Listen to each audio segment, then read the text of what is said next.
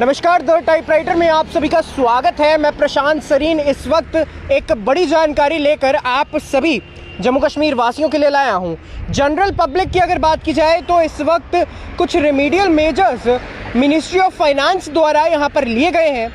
Ministry of finance के एक official person द्वारा एक बड़ा दावा किया गया है और ये जो बड़ा दावा है ऐसा दावा है कि इसे सुनकर आप सभी लोगों के चेहरे पर थोड़ी ही सही लेकिन मुस्कान ज़रूर आएगी।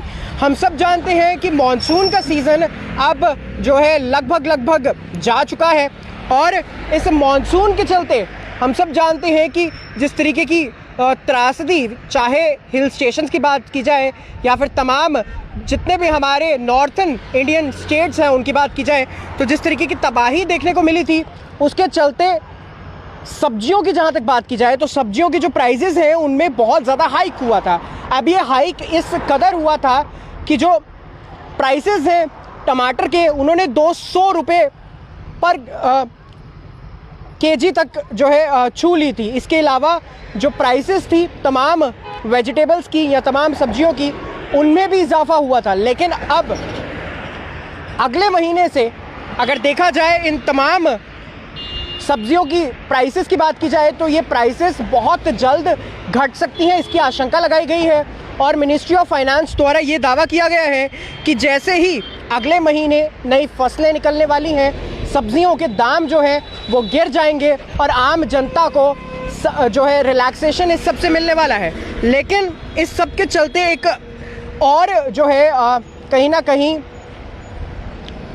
चर्चा का विषय बन सकता है, क्योंकि मिनिस्ट्री ऑफ फाइनेंस ने ये दावा किया है कि इंक्रीजिंग क्रूड ऑयल के जो प्राइसेस हैं वो कहीं ना कहीं हमारी मुश्किलें बढ़ा सकते हैं।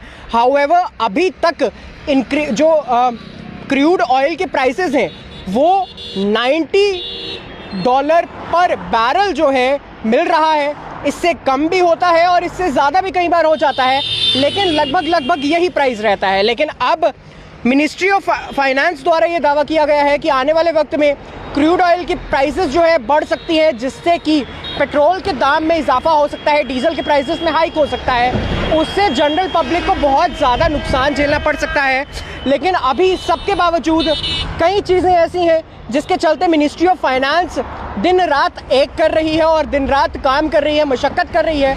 और मशक्क़त ऐसी कर रही है कि इस मशक्क़त के चलते हमारा जो कैपिटल एक्सपेंडिचर है वो बढ़ चुका है। जहाँ तक बात की जाए पिछले जून और जुलाई मंथ की, तो जून और जुलाई मंथ तक यानी कि ईयर 2023 से लेकर 2024 तक जो एनुअल एक्सपेक्टेड इन्वेस्टमेंट एक्सपेंडिचर था वो 28% था, जो कि लगभग 10,000 करोड़ रुपए बताया जा रहा था। लेकिन अब ये कैपिटल एक्सपेंडिचर सितंबर मंथ तक अगर इसकी बात की जाए तो ये लगभग 50% तक बढ़ सकता है, यानी कि 25,000 करोड़ रुपीस तक का इजाफा इस सब में होगा। अब मैं आपको बताना चाहता हूँ कि ये कैपिटल एक्सपेंडिचर क्या होता है।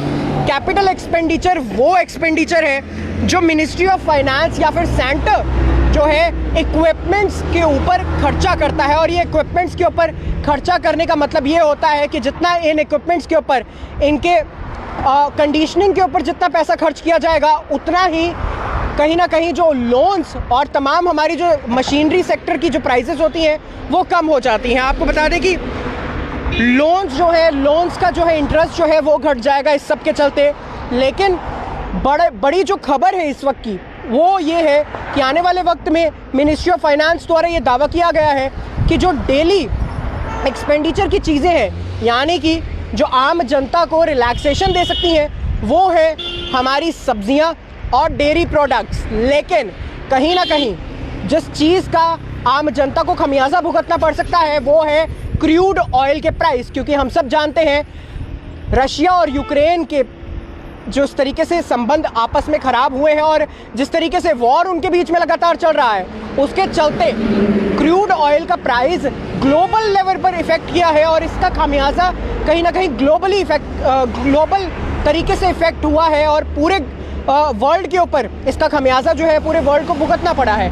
लेकिन इंडियन पॉपुलेशन को अभी भी केंद्र सरकार द्वारा किसी हद तक बचाया जा चुका है क्योंकि हमने अपना जो राइस का एक्सपोर्ट है, जो राइस का एक्सपोर्ट था, उसे कहीं ना कहीं रोक लिया है और इंपोर्ट्स के ऊपर भी हमने पाबंदी लगाई है। और आने वाले वक्त में भी यही दावा किया जा रहा है कि जो फसलें होने वाली हैं उनका एक्सपोर्ट नहीं किया जाएगा, उन्हें सिर्फ और सिर्फ इंडियन पॉपुलेशन के लिए ही इस्तेमाल किया जाएगा। आपकी इस बारे में क्या राय है, ज़रूर हम सभी तक साझा करें। मुझे दीजिए इजाज़त, मैं हूँ प्रशांत सरीन, द टाइपराइटर।